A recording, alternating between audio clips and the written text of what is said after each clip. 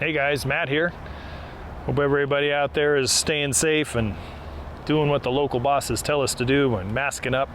I got no one else around me here for 100 feet, so I just didn't want to do this for Plant of the Week.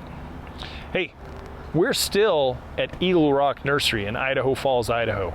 And this week's Plant of the Week is the Royal Raindrops Flowering Crabapple. I have looked into this plant extensively and found that it's the perfect tree for smaller yards. It can handle everything from zone 9 down to zone 3, which is pretty darn cold in the wintertime. So Royal Raindrops Crabapple goes to about 20 feet by 15 feet.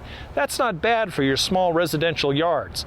And the burgundy leaf sets it off compared to greens and chartreuses and other burgundy plants underneath, and then perennials and such down in the front. Fantastic backdrop tree.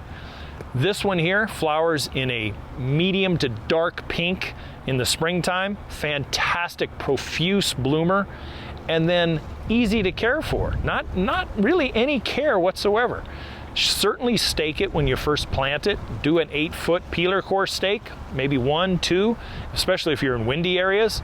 But this guy here has little ornamental fruits, not anything that you're going to really use that much. Little ornamental crab apples, easily raked up and not creating other little crab apples underneath.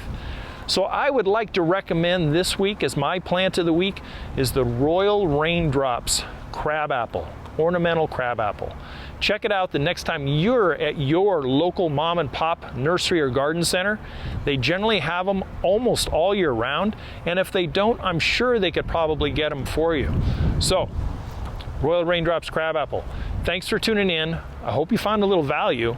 Don't forget to subscribe and hit the notification bell for next week. Every Friday I come out with a new, informative, and value-packed landscape video for you, as well as our plant of the week, once a month product of the month, and nursery of the season.